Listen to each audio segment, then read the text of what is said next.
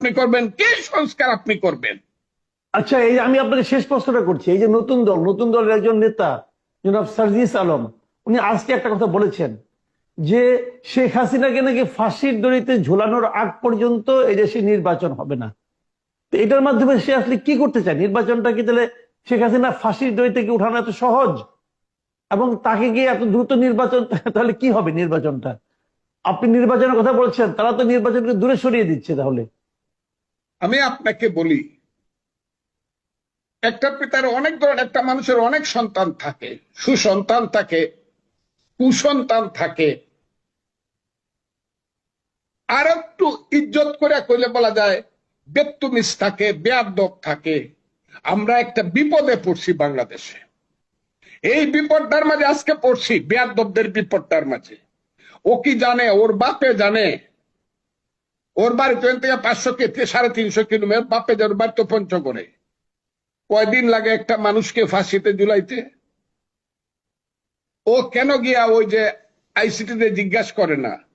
ওই যে তাজুল ইসলাম যে আছে প্রসিকিউটর, তাকে জিজ্ঞাসা করে না যে একটা ফাঁসি যদি ফাইনাল করতে হয় আপনার কত বছর সময় লাগবে? মিনিমাম 15 বছর সময় লাগবে। এটা বাবর সাহেবের ইতিহাসটা দেখেন, তাইলেই বুঝবেন। সালাম সাহেবের, টাঙ্গাইলের সালাম সাহেবের ইতিহাসটা দেখবেন। ফাঁসির অর্ডার হয়েছে 11 সনে, কিন্তু 24 সন পর্যন্ত ফাঁসিতে ঝুলানো যায় না, এই কারণে এপিল আছে। এপিল অনেক দেরি হয় একটা মানুষকে। তাইলে আপনি 15 বছর যদি ধরি, এই ছেলেটা বলে যে ফাঁসি নাকি, ফাঁসিতে আইনগত ভাবে হয়, তাহলে 15 বছর আপনারা থাকবেন ক্ষমতায়। হ্যাঁ, কিসকি বান্দির ফুতের নাম সুলতান খা। হ্যাঁ, সুলতান খার ছেলেরা। আল্লাহ, দুনিয়া কিন্তু এরকম থাকবে না, থাকা উচিত না। এ দেশ কিন্তু এরকম থাকবে না, মানুষ কিন্তু থাকবে। যারা বাঙালি জাতিকে চিনে না তারা এরকম কথা বলে। 1000 বছরের বাঙালির ইতিহাস, বাঙালি জাতির ইতিহাস কিন্তু ভিন্ন। বাঙালি জাতি কিছুদিনের জন্য ঘুমায়, কুম্ভকর্ণের ঘুম ঘুমায়, যখন জাগে সিডাক্সিন খাওয়ায় ঘুম পাড়ানো যায় না, ধরবে কিন্তু। That day will come. এক একটা ছেলে, হ্যাঁ, পেটে ভাত ছিল না, পরনে কাপড় ছিল না, সিরা গেঞ্জি পরে ঘুরতা, এখন টসটসা গাল হইছে টমেটোর মতো। কোটি কোটি টাকা আর কোটি কোটি টাকার গাড়ি দৌড়াও, আর ক্ষমতায় জোর করে থাকতে চাও, আর বাজে কথাগুলো বড় নিয়ে এই দেশের সমস্ত মানুষের গণতান্ত্রিক অধিকারকে হত্যা করতে চাও কেন? ছোট মুখে তো বড় কথা বলা ভালো না। কাজে আমি আজকে আপনাদেরকে বলি, দেশটা যুদ্ধ করে স্বাধীন করছিলাম বইলা এইসব বাচ্চা বাচ্চা ছেলেমেয়েরা ছোট মুখে বড় কলা বলে, কিন্তু এদেশে কিন্তু গণতন্ত্র আসবেই। আমি মরে যেতে পারি, আমাকে গুলি করে মারতে পারে, কিন্তু গণতন্ত্র কিন্তু এদেশে আসবেই।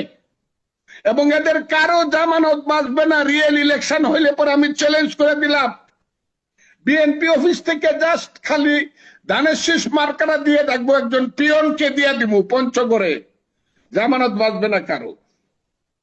কাজে এত বড় কথা বলা ভালো নয়। এই দেশটাকে তারা শেষ করে দিচ্ছে, এই দেশটাকে গৃহযুদ্ধের দিকে নিচ্ছে। কাজে আমি আপনাকে বলবো, আপনার মাধ্যমে আমি বাঙালি জাতিকে, বাংলাদেশের মানুষকে আমি বলতে চাই, ইউনূস সাহেবকে আমি অনুরোধ করতে চাই, জনাব অধ্যাপক মোহাম্মদ ইউনূস, 7 মাস আগে যখন আপনাকে দায়িত্ব দেওয়া হয়, এই দেশের মানুষ রাতের বেলায় 8 তারিখে ঘুমায় নেয় আনন্দে। এই 7 মাসে আপনি দেশটাকে অন্ধকার করছেন। আল্লাহর দোয়াই লাগে, সমস্ত রাজনৈতিক দলকে ডাকেন, সমস্ত রাজনৈতিক দলকে ডাকেন, ডাইকে জিজ্ঞাসা করেন কতটুকু আপনারা এই দেশে সংস্কার চান, at least in case of fair election. অন্য কিছু করতে যায়েন না, পারবেন না, সইটা ঐক্যবদ্ধ ভাবে করে তারপরে দ্রুত ইলেকশন দেন, দেশ যদি বাঁচাতে চান। নাহলে দেশ ধ্বংস হওয়ার সমস্ত দায়িত্ব ইউনূস সাহেবের কাঁধে পড়বে। অনেক ধন্যবাদ।